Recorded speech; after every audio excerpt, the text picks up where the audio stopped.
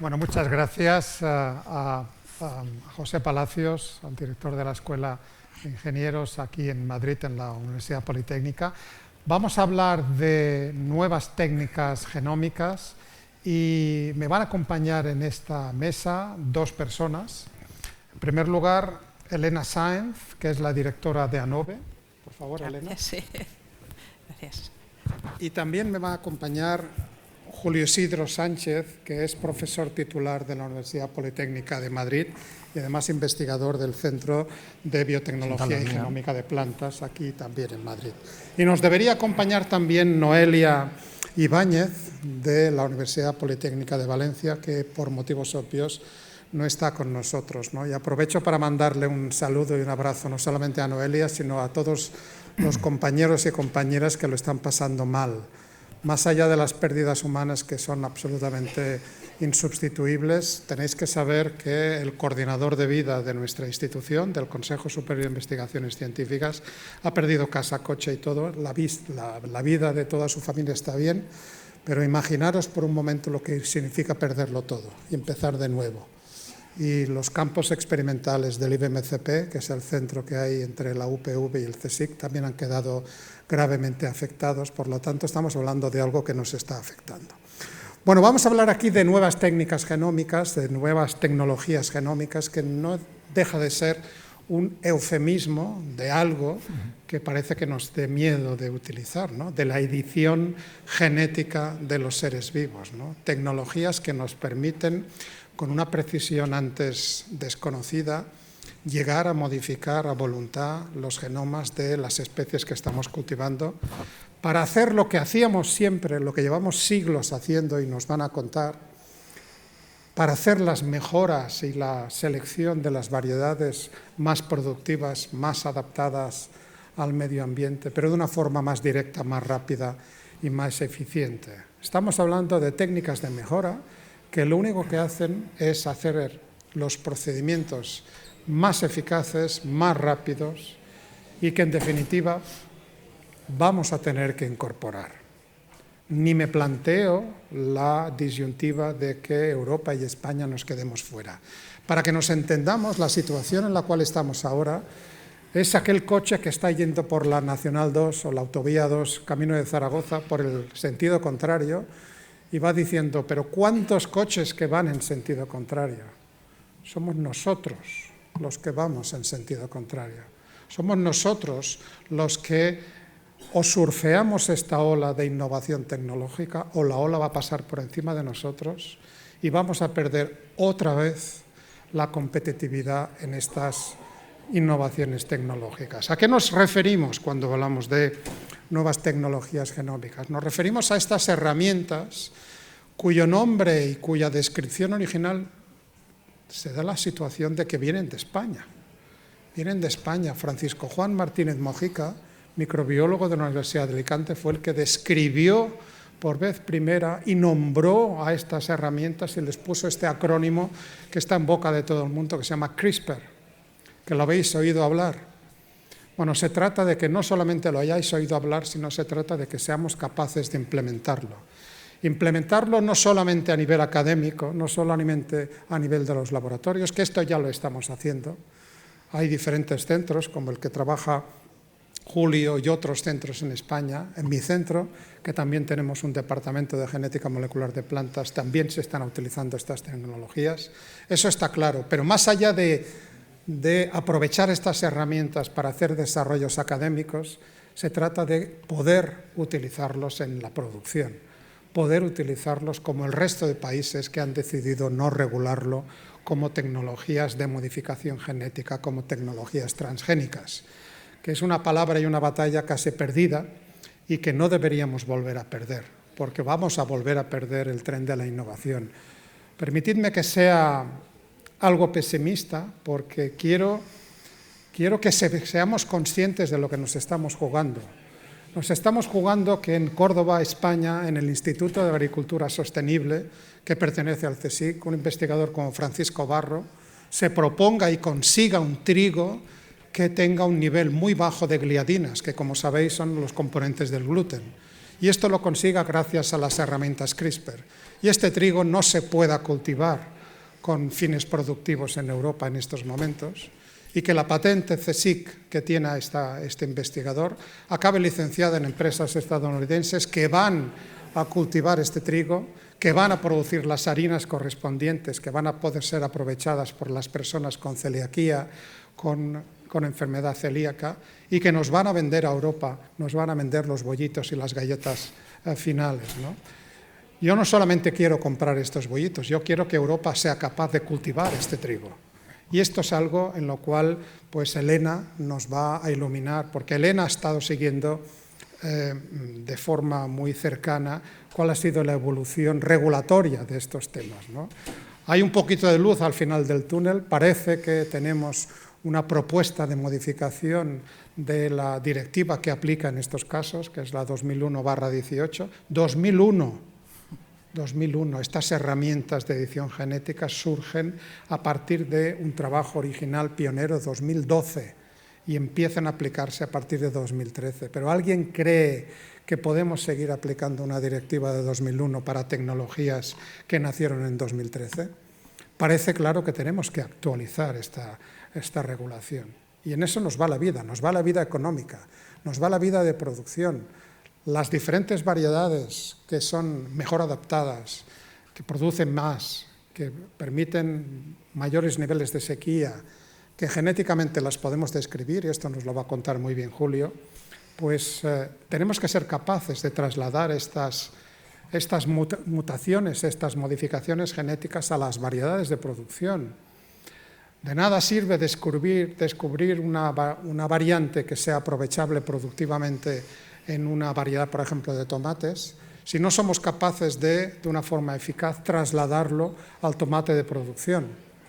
Y esto quiere decir que en lugar de utilizar las técnicas tradicionales que seguimos utilizando hasta ahora, que nos han servido durante siglos, de retrocruzar una y otra vez e incorporar pues muchas decenas de generaciones y muchos años hasta conseguir el tomate deseado, esto lo podemos hacer en 1 o 2 generaciones.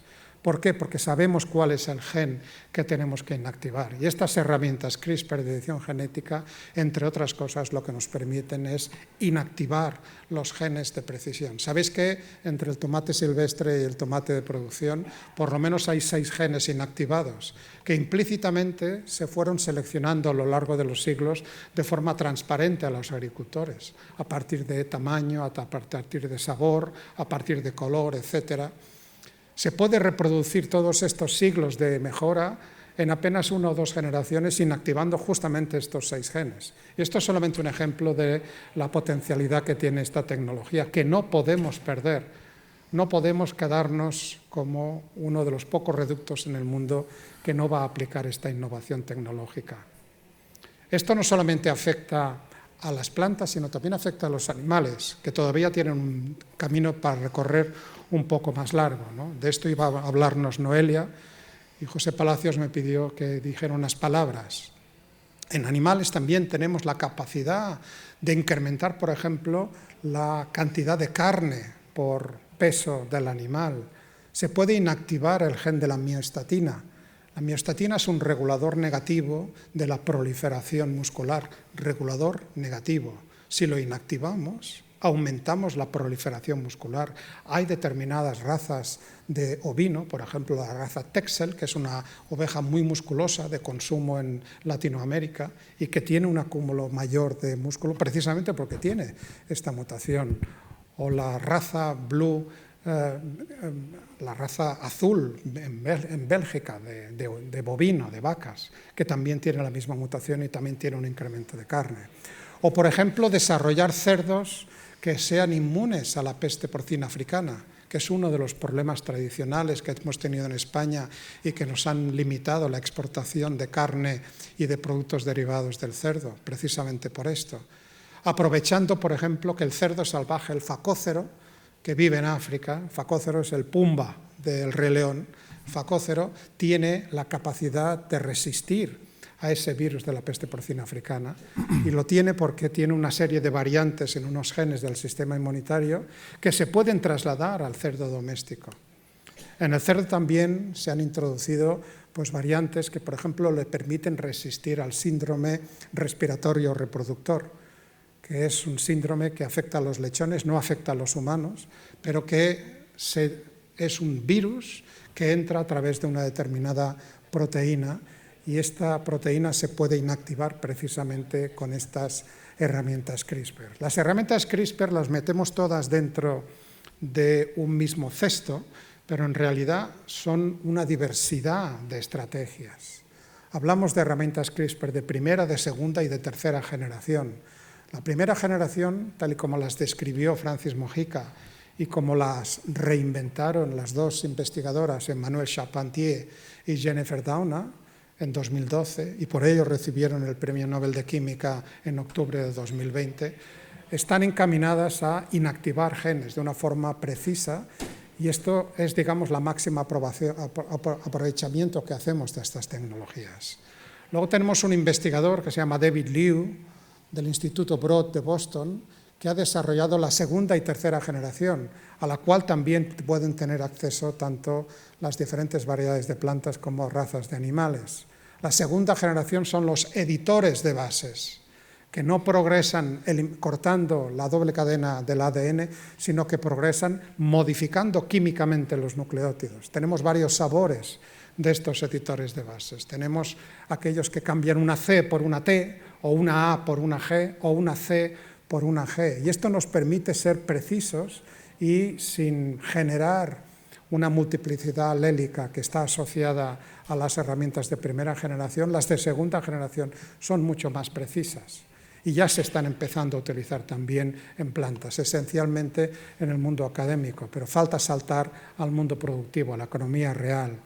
Y finalmente la tercera generación de editores, que también se las debemos a David Liu, que esta gente son unos hacha describiendo nuevas versiones y hasta poniéndoles nombre.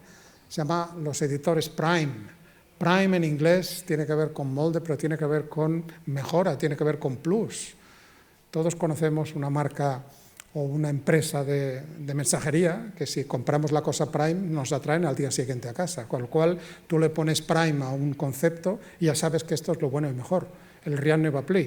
Y eso es exactamente la modificación que han hecho con esta tercera generación, en la cual se vincula estas nucleasas originales CRISPR con una transcriptasa inversa, que, como recordarán, es capaz de sintetizar ADN a partir de ARN. De alguna manera somos capaces de dirigir la modificación. Y esto es un mundo cambiante, esto es un moving target, como se dice en anglosajón. La diana se está moviendo continuamente y lo que tenemos que hacer, todavía nosotros en Europa estamos discutiendo si vamos a autorizar las de primera generación cuando el resto del mundo está en otra pantalla.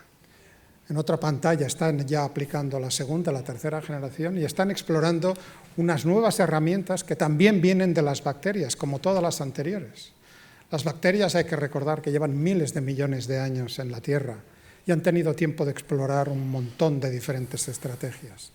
Y nosotros no nos queda más que aprender de ellas e intentar aprovechar lo que ellas han explorado a lo largo de la evolución y trasladarlo pues, a los procesos productivos. La última o la penúltima, debería decir, de estas herramientas se llama la edición puente, bridge editing. De la misma manera que cuando hablaba yo de CRISPR editing en 2012 la gente arreguaba la nariz, pues ahora os hablo de bridge editing y decís, ¿de qué habla este? ¿No? Esto es nuevo, ¿no? Esto es nuevo porque apenas ha salido hace unas pocas semanas. Es un nuevo sistema de edición, también inventado por las bacterias, que está asociado a un elemento móvil, a un mini transposón, y que codifica una pequeña recombinasa y una pequeña molécula de ARN que tiene dos dominios que son homólogos al sitio desde donde salta y al sitio al cual salta. Es la herramienta definitiva. No sabemos hasta qué punto esto va a cambiar nuestro paisaje o nuestras estrategias, pero simplemente hay que estar alerta. Yo repito, y les voy a dar paso ahora tanto a Julio como a Elena para que hagan sus presentaciones, pero quiero que nos quedemos con este mensaje. Esto es una revolución tecnológica que está ocurriendo. No podemos prescindir de esta revolución. No podemos quedarnos con las estrategias de mejora tradicional, porque nuestros productores aquí en Europa van a tener un agravio comparativo y van a seguir necesitando el apoyo institucional para poder llevar sus productos al mercado, mientras que otros agricultores de otras partes del mundo que ya están utilizando estas tecnologías, pues van a poder vendernos aquí sus productos adecuadamente, pues a unos precios inferiores. ¿Por qué? Porque habrán optimizado sus procesos productivos, porque habrán incorporado estas tecnologías. Por lo tanto, no me planteo que en Europa no seamos capaces de actuar la legislación y no seamos capaces de dar entrada a estas mejoras tecnológicas. Bueno, yo lo voy a dejar aquí ahora en estos momentos y le voy a pedir primero a Elena que aproveche esta introducción que he hecho yo y que seguramente pues, le va a servir para comentarnos en qué momento estamos de todo este proceso de cambio regulatorio. Elena, adelante. Pues muchas gracias, Luis. Pues bueno, la verdad es que creo que no voy a dar muy buenas noticias, ojalá me equivoque, ¿no? A ver, el proceso regulatorio, como bien ha dicho Luis, empieza a raíz del descubrimiento de estas primeras herramientas. La Comisión, mejor dicho, el Consejo, toma conciencia de que algo hay que hacer en el 2020 y en una reunión del Consejo de Ministros deciden dar un mandato a la Comisión para que estudien si es posible crear un marco regulatorio que acoja este tipo de herramientas. Porque será consciente que bueno, había ahí una cuestión de si convenía abrir el reglamento del 2001 o no abrirlo. Es el reglamento que regula sobre todo los cultivos transgénicos, que ha sido tan polémico y nadie se atrevía muy bien a abrir el melón del reglamento 2001. Y a partir de ahí, pues bueno, la Comisión empieza a estudiar, encarga un estudio para ver de qué tipo de técnicas en el 2020 podíamos hablar e incorporar en este reglamento.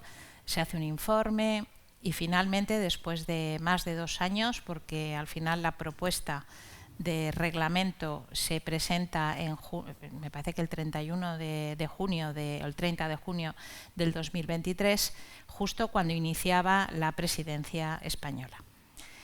Bueno, aquel reglamento que salió, primero pues ya nos pareció un paso adelante por parte de la Comisión, porque ciertamente pues el decidir coger ese melón de adoptar esa regulación, pues bueno, fue muy bien vista. Sinceramente, como sector, pues nos pareció bien. A ver, no nos gustaba, evidentemente, porque seguía siendo muy restrictiva. Ahora vamos a ver un poco en qué consiste en la presentación. Pero, bueno, pues creó un marco esperanzador, ¿no? Sí ocurrió que en esa primera, la propuesta que lanzó la Comisión, veíamos ya muchos guiños extraños, ¿no? La Comisión sí comentó que había tenido que negociar pues, con muchos sectores que no veían con muy buenos ojos este tipo de regulación, pues tuvo que negociar una serie de cosas, ¿no? Y ya, por tanto, pues digamos que el reglamento salió bastante, digamos, condicionado por algunas cuestiones. Pero sobre todo, por encima de todo, por una, además lo dice así la propuesta de reglamento, por una percepción social. O sea, ya empezamos a plantearnos cuestiones complicadas, pues estamos hablando de ciencia, estamos hablando de informes de la EFSA, hasta 2 informes ha tenido que hacer para demostrar que efectivamente estas técnicas producen, o sea, productos que son equivalentes a lo que se podía haber obtenido en mejora convencional, pero por tanto ya nació un poquito sesgada, ¿no? Entonces, bueno, me gustaría ver si pueden poner la presentación, porque voy a presentar un poquito en qué consiste. Vale. Aquí está. Vale, gracias. Bueno, perdóneme que en principio claro, tenemos que presentar la asociación porque reconozco que no somos muy conocidos. Como digo, trabajo en ANOVE. ANOVE es la Asociación Nacional de Obtentores Vegetales. En nuestra asociación están todas las empresas y centros públicos que investigan para el desarrollo de nuevas variedades vegetales. Por tanto, pues tenemos una base tecnológica muy importante, ¿no? Esto se sustenta en que solamente de los asociados de ANOVE, que hoy por hoy son 60 empresas y 4 centros públicos, tienen ahí el IRTA, el CITA, el IBIA y el IFAPA. Tenemos 76 centros de investigación de nuestros asociados repartidos por toda España, con esa distribución más o menos muy concentrados en Andalucía, sobre todo en Almería. Les comento, Almería a nivel de investigación en cultivo hortícola protegido somos una potencia a nivel mundial. Toda la investigación de hortícolas se hace en los laboratorios que están en Almería y cultivo al aire libre en Murcia. Y también pues hay, como ven, un polo de investigación bastante importante en Andalucía también, que son sobre todo cultivos de frutos rojos, y también hay centros de investigación importantes en cultivos extensivos, girasol, maíz, etcétera, ¿no? Y bueno, pues el resto de centros que pueden ver son otros cultivos extensivos, cereales, frutales, ¿no? Pero como digo, España, potencia investigadora, y digo, solamente de nuestras empresas, 76 centros, ¿no? Algo que también ha comentado Lluís, que para que lo sepamos, es que poner en el mercado una sola variedad de todas las que ven en cualquier cultivo cuesta en torno a 10-15 años de investigación y desarrollo conseguir poner una sola variedad. Y hablemos de que tomates, por ejemplo, en España, que hice el recuento hace poco, hay 856 variedades de tomate que se encuentra un agricultor en su catálogo para poder producir, como ejemplo. Bueno, pues cada variedad de esas, 10-15 años de desarrollo y en torno a 1 millón, 3 millones de euros en investigación. También aquí les hago un paréntesis, porque hay alguna empresa nuestra que nos ha reconocido que alguna variedad muy puntera de un tomate, que no voy a decir el nombre, ha costado más de 8 millones de euros de desarrollo, ¿vale? Por tanto, estamos hablando de una media. Bueno, este es no sé si se ve bien, sí, se ve bien. Bueno, esta es la propuesta de reglamento que les quería explicar. ¿En qué consistió esta propuesta? Pues hasta ahora teníamos los cultivos convencionales y las variedades convencionales y las variedades transgénicas, y de repente la Comisión se inventa 2 nuevas categorías que les llaman NGT1 y NGT2. En esos cajones que tenemos, pues las NGT1 son aquellas variedades que podrían haberse, para resumírselo, es un anexo técnico complicado, pero por resumirlo fácil, es aquellas variedades que se podían haber obtenido espontáneamente en la naturaleza haciendo cruce-selección, y por tanto son imposible diferenciarlas de una variedad convencional. Y luego tenemos en otro cajón las NGT2, que esas ya llevan bastantes cambios asociados y ya digamos que no es fácil que se pudieran haber producido espontáneamente en la naturaleza. Es decir, son más complejas. Las NGT1s, ¿qué tienen? Sobre todo las NGT1s, que es imposible diferenciarlas. Eso no nos lo ha comentado Luis, pero es imposible. No hay ningún análisis molecular ni genético que se le pueda hacer a una NGT1 que nos indique que ahí ha habido una intervención de edición genética. No se puede trazar.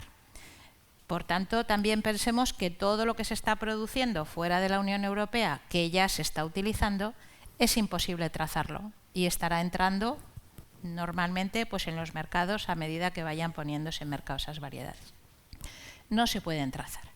Pero aún así, pues la Comisión entiende que hay mucha alerta social, que hay, bueno, que la gente quiere saber si en el producto obtenido con esa variedad se ha podido utilizar este tipo de técnicas, y entonces deciden que hay que hacer una serie de procesos de verificación, de seguimiento del cultivo, de etiquetado.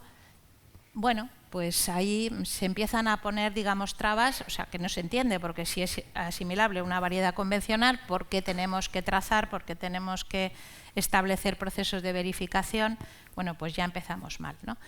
Y el cajón de NGT2 pues ya conlleva todavía muchos más controles, hay un proceso de verificación mucho más complejo que exige unos dosieres regulatorios tremendos y exige trazabilidad desde el principio hasta el final del producto final. O sea, tú tienes que llegar al lineal con ese tomate o con lo que sea, diciendo que ese producto tiene NGT2.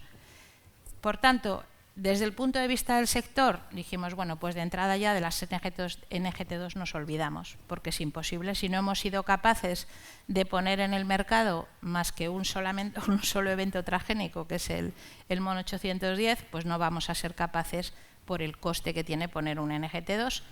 Y bueno, nos olvidamos y trabajamos con las NGT1. Una cosa muy curiosa, y es que en los NGT1 y en los NGT2 ya de entrada el reglamento dice que no se puede utilizar en agricultura ecológica. Sin más razón que el sector ecológico dicen que se ha opuesto, que no quieren utilizar NGT1. Bueno, también aquí pues podríamos hablar mucho de quién representa al sector ecológico y si el sector ecológico necesita o no esas variedades, porque precisamente siempre decimos que cuando no puedes utilizar determinados insumos, pues más necesario es que la propia planta incorpore todas las resistencias y toda la eficacia que pueda para suplir esa falta de insumos, ¿no? Bueno, pero de entrada ya la Comisión no se quiere meter en líos y dice no se puede utilizar en agricultura ecológica. Pero claro, esta fue la propuesta. Luego resulta que la propuesta pues pasó ya por el Parlamento Europeo, que ciertamente nos impresionó porque pasó muy rápido. O sea, realmente fue un proceso, se debatió y en la primera lectura salió para adelante. Que en principio, bueno, pues lo interpretamos como un éxito porque dijimos, hombre, pues mira, va a haber regulación, pero es verdad que había cosas que ya no nos cuadraban, ¿no? Porque ahí se empezó a hablar pues de estas cuestiones que tienen aquí. De algo que no había aparecido nunca, que era el tema de la patentabilidad, ¿no? Y dijeron, bueno, es que las NGT1 no se pueden patentar, no queremos que se patenten porque… Entonces decimos, hombre, si hay investigación y no hay patentes, ¿cómo pagamos la investigación? ¿No? Bueno, pues ahí surgió un debate que además no estaba en el reglamento porque es que no se había cuestionado, no era esa cuestión, ¿no? Pero empezó a surgir el tema de la patentabilidad, empezó a surgir que los etiquetados de las NGT1 tenían que llegar hasta el final del producto. Bueno, pues la lista que ven ahí, que se quitaron los tolerantes a herbicidas porque Francia pues era muy sensible a este tema y, como digo, de las NGT2 pues nos olvidamos porque era imposible. Por tanto, lo que ha salido del dictamen del Parlamento Europeo pues incorpora esta serie de cosas que, bueno, pues veremos a ver cómo acaban de evolucionar. Pero nos topamos con el Consejo. El problema fue que durante la presidencia española, y esto pues se lo agradecemos muchísimo al Ministerio de Agricultura y al ministro en particular, pues hicieron un trabajo formidable, titánico, nos consta, o sea, no ahorraron un solo esfuerzo en conseguir un acuerdo al final del periodo de esos 6 meses. ¿Qué pasó? Pues que se quedaron a muy poquito. Consiguieron los 15 países que necesitábamos para sacar la propuesta adelante, pero nos faltaba población, porque tiene que ser un acuerdo países 65% de la población. Y nos quedamos en 53-54%. Por tanto, nos faltaba un país que tuviera una población importante. No se consiguió. A partir de ahí, pues bueno, los topics que ven son ahí, salió el tema de las patentes, el tema del etiquetado, empezaron a surgir temas y no se consiguió. Por tanto, así se quedó en la presidencia española. Esta es un poco la secuencia de cómo han ido las presidencias. Después de la española vino la belga. Los belgas no tenían ningún interés en este dossier, por tanto, pasó sin pena ni gloria. Actualmente están los húngaros, que nos consta que han hecho muchísimos esfuerzos por intentar retirar la propuesta de la mesa de negociación, pero lo peor es que luego vienen los polacos, que tienen como objetivo que esta propuesta caiga de la negociación. Luego, porque saben que después viene la presidencia danesa, que ellos sí que tienen interés en sacar la propuesta adelante, pero saben que si ellos no la retiran, con Dinamarca es posible que haya un acuerdo. Por tanto, tenemos aquí varios meses de defensa patria para intentar que esto no sea así, pero esta es la situación. Pues muchísimas gracias, Elena. Yo creo que hay que agradecer el esfuerzo que has hecho para explicarnos nítida y claramente dónde estamos y lo que nos estamos jugando. Nos estamos jugando el futuro de la producción de alimentos aquí en Europa y la posibilidad o no de utilizar estas tecnologías, que recuerdo El resto del mundo ya las está utilizando, con lo cual ya vamos tarde. Se trata de saber si somos capaces de volvernos a subir al tren o directamente ya le decimos adiós y continuamos con nuestra agricultura tradicional, más o menos con nuevas tecnologías. Sí, perdona, se me ha olvidado, faltaba una diapo que era la de la situación en los países del mundo, perdonad que se me ha olvidado. Si me la podéis retomar, es la última. Ponedle la última, por favor. Es para que veáis cómo está la situación en el mundo a mayo de 24. Perdón, se me ha olvidado. Esta, venga. Sí, nada, simplemente para que veáis cómo está la situación. Los países que están en verde son los que ya tienen regulada la edición genética, la NGT1, como si fuera un producto convencional. En naranja son los que se lo están pensando y están viendo ver cómo lo regulan, y hasta ahora solamente tenemos en cuenta Sudáfrica y Nueva Zelanda, ¿vale? Simplemente para que veáis la situación. Sí, 23 países regulados sin problemas. Estupendo, pues luego vamos a seguir con las preguntas, pero ahora quiero pedirle a Julio que nos haga una presentación, porque él está aplicando herramientas genómicas, herramientas genéticas para describir y para buscar marcadores que nos describan las variedades, y cómo también por ese lado está llegando la tecnología para poder seleccionar en todo momento aquellos individuos que sean portadores de las características más adecuadas. Julio, cuando quieras. Muchas gracias, Luis. Bueno, pues yo voy a hablaros de cómo podemos implementar todas estas nuevas tecnologías en el proceso de mejora. ¿Sabéis cuánto cuesta un kilo? Y sobre todo, quería hacer una pregunta también. ¿Sabéis cuánto cuesta un kilo de semillas de tomate? ¿Cuánto creéis que puede costar un kilo de semillas de tomate? Cuesta 70.000, entre 70.000 y 80.000 euros un kilo de semillas de tomate. Y todo esto viene de la mejora vegetal. Elena y Luis han estado hablando del proceso de mejora tradicional, donde nosotros tenemos cruzamientos, hacemos los cruzamientos para tener variabilidad, evaluamos esas muestras en el campo y después hacemos selección. Y esa selección, la que se ha hecho siempre, ha sido la selección fenotípica. Es la selección que se va a seguir haciendo incluso con las nuevas tecnologías que tenemos. Es una cosa que no va a desaparecer. De hecho, las nuevas tecnologías lo que nos va a permitir es que el fenotipado de esas plantas sea mucho mejor de lo que existía anteriormente.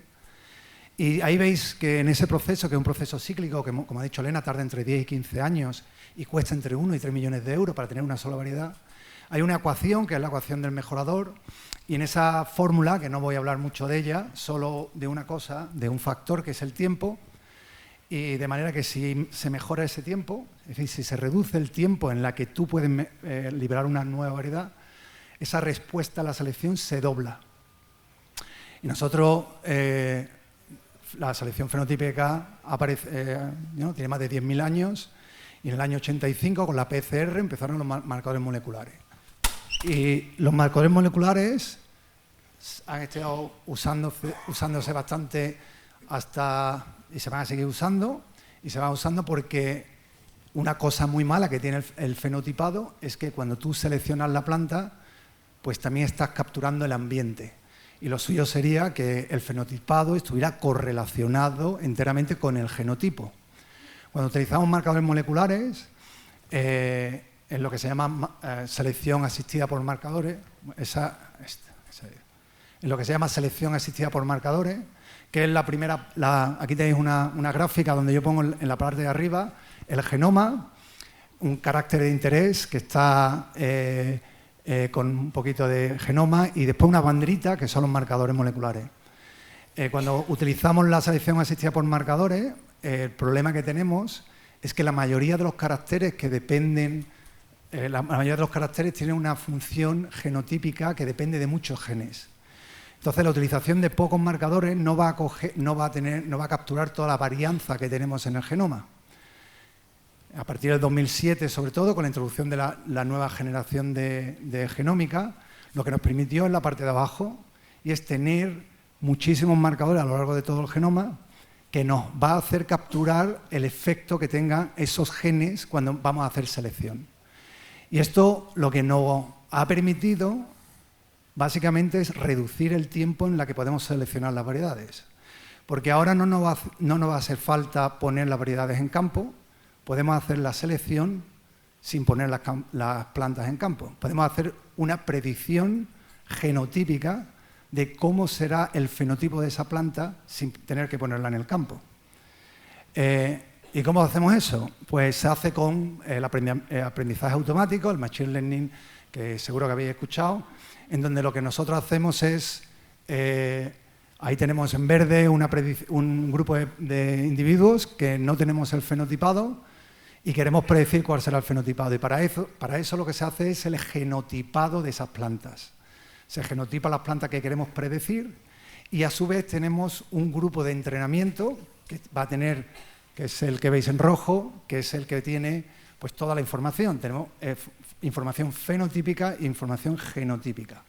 Y esto nos va a hacer realizar o desarrollar modelos estadísticos que nos va a permitir predecir cuáles son el valor genotípico de la planta que no ponemos en el campo.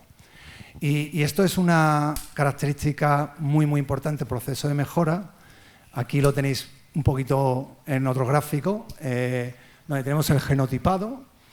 Y es una característica muy importante en selección, en mejora vegetal, porque no hace falta tener que poner las plantas en campo. Podemos coger plantas en F4, en F5, en F3, predecir cuál es el valor genotípico de esa planta y empezar a utilizar esos valores genotípicos en los cruzamientos y también reducir el fenotipado. Eso es decir, que no nos hace falta introducir más fertilizantes, reducir la capacidad de pesticidas, etc. ¿Y qué nos permite también esta secuenciación masiva? Cuando hablamos de genome editing, además podemos en esos modelos estadísticos añadir información de cuáles son los genes importantes que nos van a ayudar a hacer la selección. En este sentido, la selección genómica es en la actualidad, pues, sobre todo para las empresas grandes, las empresas pequeñas todavía no lo tienen totalmente implementado, pues es el modo operandi que tienen para las mejoras de sus plantas. Para aquellos que queréis aprender sobre selección genómica tenemos un curso de eso y tenemos también, ha salido una nueva revista en Encuentros de Biología en la Universidad de Málaga que explica en castellano qué es la selección genómica. Y con eso, Luis. Pues muchísimas gracias, Julio, a los dos. Vamos a pasar ahora a una serie de preguntas para intentar aprender un poquito más qué es esto de las NGTs, de estas nuevas tecnologías genómicas. Has dicho una cosa muy importante, Elena. Fijaros que Elena nos ha presentado que de las dos categorías nuevas que ha inventado la Comisión Europea, la primera de ellas, las NGT1, son indistinguibles de cualquier proceso de mejora tradicional. Y quiero repetirlo esto, indistinguibles. Sin embargo, la propuesta incorpora una necesidad de etiquetar estos productos. Esto es un contrasentido, esto es un absurdo. Esto es un absurdo porque, en el fondo, lo que nos tendríamos que preocupar como sociedad o como ciudadanos consumidores es que el producto final sea seguro. Eso es lo que nos tenemos que preocupar. El cómo lleguemos a este producto no debería ser lo que no deberíamos poner en primera. Y esto es lo que ocurre, por ejemplo, en Estados Unidos, donde se regula la calidad del producto, no cómo desarrollas este producto. Me pregunto si no hace falta más foros como este en el cual hagamos un poquito de pedagogía. Pedagogía en el sentido de que si no somos capaces de distinguir, una vez se ha producido el evento de edición genética, si no somos capaces de distinguirlo de una mejora tradicional que puede haberse obtenido siguiendo las técnicas de Julio, ¿cómo demonios vamos a etiquetar esto? ¿Cómo le vamos a pedir a las empresas que etiqueten esto? Básicamente, se me ocurre que lo que estás haciendo es forzando a que esta sea un reglamento que no puede aplicarse. ¿Cómo lo ves esto? ¿Tenemos que hacer más labor de pedagogía? Evidentemente. A ver, es que aquí hay dos cuestiones. Por un lado, nosotros sí le hemos estado diciendo mucho tiempo a la Comisión que no se puede lanzar una iniciativa de este tipo sin antes hacer pedagogía. Por ejemplo, cuando se puso en marcha el desarrollo de la agricultura ecológica, la Comisión lanzaba campañas de millones de euros para informar a los agricultores y a los consumidores de la necesidad de implementar este tipo de cultivo y de las ventajas que tenía para el medio ambiente. Pero no hemos sido capaces de que desarrolle un programa de concienciación, de información, de saber qué son y qué no son este tipo de herramientas, ¿no? Pero claro, es que el miedo es muy cobarde. Entonces, claro, tú cuando le dices a una persona que eso ha estado editado genéticamente, o que es un transgénico, que todos somos transgénicos, los seres humanos por sí mismos, pues es muy complicado. Y yo también, una cosa que comentábamos al entrar es hasta qué punto todo es opinable. Vamos a ver, la ciencia es la ciencia. Si la EFSA ha sacado 2 estudios diciendo que estas técnicas son seguras, que los productos obtenidos son totalmente asimilables a los convencionales, ¿le vamos a dar más opinión a la ciencia que a lo que pueda pensar un grupo de ciudadanos bien intencionados, pero que el miedo es libre? O sea, a mí de entrada me dicen editado genéticamente y sin saber lo que es, pues digo, prefiero que no por si acaso. Julio, ¿quiere decir algo? Sí, yo creo que también en la sociedad hay un problema en el sentido de la comida, la fruta. Lo que nos llevamos a la boca. Lo que nos echamos a la boca es una cosa que la sociedad en general tiene bastante preocupación. Si yo le pregunto a mi madre, que se lo pregunto a mamá, ¿tú qué quieres, una patata de ahora o una patata de hace 20 años? O una patata que sea cultivada de forma tradicional o con edición genómica. Ella me dice siempre que tiene que ser la natural. Dice la natural, lo que me dice, la natural de hace 20 años. La comida de la abuela no es mejor que la comida que tenemos ahora. Las plantas que tenemos ahora, los tomates que son ahora, son mucho mejor que lo que teníamos antes. La manera en que se cocina posiblemente sea diferente, en eso sí. Pero no nos damos cuenta que toda la insulina que existe en el mundo está editada genéticamente. Y nos metemos, a las personas que son diabéticas, se meten... Fíjate que las cosas de biomedicina parece que son más fáciles de aceptar, ¿no? Parece que las modificaciones genéticas que conlleven una mejora de salud, la sociedad está más predispuesta, pero lo que nos llevamos a la boca lo cuestionamos y lo más fácil es decir que no, porque entonces no tienes que darte ningún tipo de explicación. No, yo lo que quiero es un producto natural, como si estos no fueran productos naturales. Bueno, y Elena lo ha dicho, es que de todas las investigaciones que están hechas sobre esto, no se han encontrado ningún tipo de efecto negativo. De hecho, si os acordáis, hace 10 años con lo del pepino que apareció en España, con las pérdidas que tuvimos en el pepino en España, el problema era de la contaminación, orgánica de Egipto. O sea, y nada de edición genética, ¿no? Es decir, que si la ciencia te está diciendo que no existe ningún tipo de barrera negativa, el hecho de por qué Europa, yo tampoco lo entiendo, por qué Europa nos pone trabas en eso. Durante más de 20 años se han pedido dosieres para evaluar el riesgo de posibles problemas para la salud humana y para el medio ambiente, y todos estos decenas o centenares de dosieres y los decenas y centenares de millones de euros invertidos no han producido ningún error. Yo quiero preguntarte una cosa, Julio, porque tú nos has presentado tu mecánica, las diferentes estrategias genómicas de selección basadas en marcadores. Esto no es ajeno a la utilización de herramientas de edición. No se trata de una cosa o la otra, tú las integras, ¿no? Explícanos cómo integras las técnicas de edición dentro de un proceso de selección genómica. Pues sí, no solo que sea, no se puede separar, sino que se integra, y no solo la genómica, la fenómica, la metabolómica, el microbioma, son los modelos estadísticos que nosotros utilizamos, porque como todo es holístico, y la planta, no solo el genoma, por ejemplo, si estudiamos en trigo, nosotros no solo estudiamos el genoma de trigo, sino también estudiamos el genoma del patógeno que está afectando el trigo.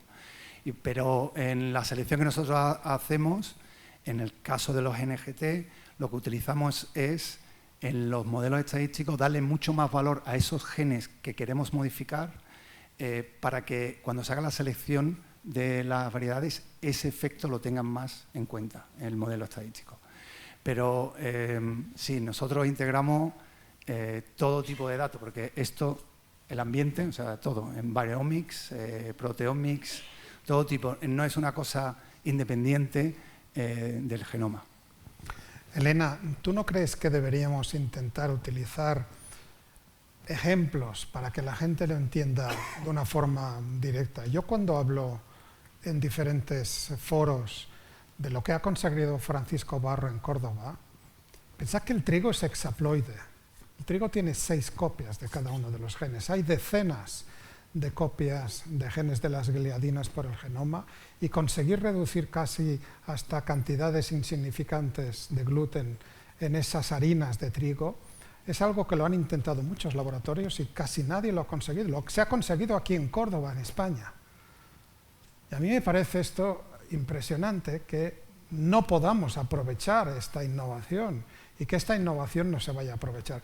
Yo no sé si en vuestras reuniones, porque me consta que ANOVE está detrás de muchas iniciativas para compartir dónde estamos en estas tecnologías, si usáis alguno de estos ejemplos para intentar, digamos, para que la sociedad se percate de lo que estamos dejándonos pasar. Cuando tú explicas que hay un trigo que es posible que sea consumido, su harina y sus bollitos y su pan, por las personas que tienen celiaquía, la pregunta que te hacen, ¿dónde puedo comprar este pan? Y les tienes que decir que aquí en Europa de momento no lo vas a comprar ni lo vamos a poder crecer. ¿Qué tipo de ejemplos o cómo lo hacéis esto en vuestras reuniones en ANOVE? Bueno, a ver, pues poniendo, como tú dices, el ejemplo de Barros es clarísimo. De hecho, nos llevamos a Barros al Parlamento Europeo para tratar de explicarle a los eurodiputados un ejemplo. Además, también con una cuestión, y es que es una tecnología, que no lo hemos dicho, pero que no es una tecnología complicada. No está solo al alcance de las grandes multinacionales. Centros públicos lo están haciendo, empresas pequeñas. Es una tecnología que está muy al alcance de la investigación, no estamos hablando de nada muy complicado.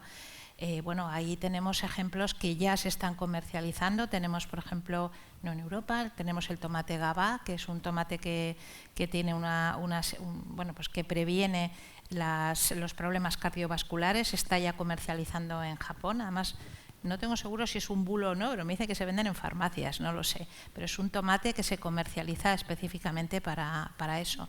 Tenemos pues algunos tipos de frutas que son antioxidación, que cuando las cortas no se estropean. Ahí estamos también hablando de cuestiones sanitarias, de desperdicio alimentario. Estamos hablando también de que hay investigaciones, y me consta en Valencia, para todo lo que es resistencia a sequía. Ahora estamos hablando de lluvias, pero en España tenemos un entorno muy complejo, con poca agua, y hay muchísimos trabajos muy avanzados para temas de resistencia a sequías. Resistencia a variedades, pues ni te quiero contar. En España hemos tenido ahora en hortícolas el caso del rugoso del tomate. Pues esto podíamos haber tenido variedades, las tenemos, pero sacándolas con mucho esfuerzo en apenas un par de años, ¿no? O sea, tenemos muchísimos problemas, y es que cada vez, además, es que las plagas son más recurrentes. Tenemos episodios climáticos que lo estamos viendo. Pasamos de una sequía extrema a que nos inundamos, hongos, bacterias, de todo. O tenemos herramientas para conseguir esas variedades en 2-3 años, como tú dices, y no 14-15, o es que de verdad no podemos sobrevivir. Hay una cosa que quiero, gracias Elena, una cosa que quiero preguntarle a Julio.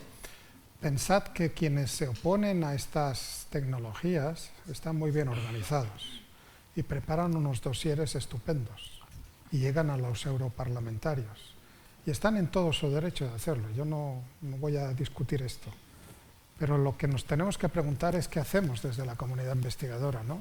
¿Somos capaces de preparar dosieres parecidos?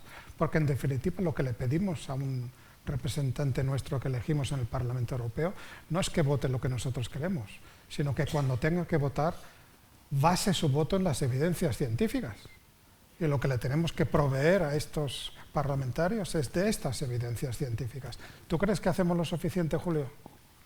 Yo creo que no, ¿no? Está claro que no, que como investigadores tenemos que tener más poder de divulgación, que haya más foros donde se hable, porque la mayoría de las personas, yo cuando doy clase sobre mejora vegetal y hago estas preguntas, la mayoría de los alumnos no saben que la insulina viene de, por ejemplo, de la bacteria. Bacterias transgénicas.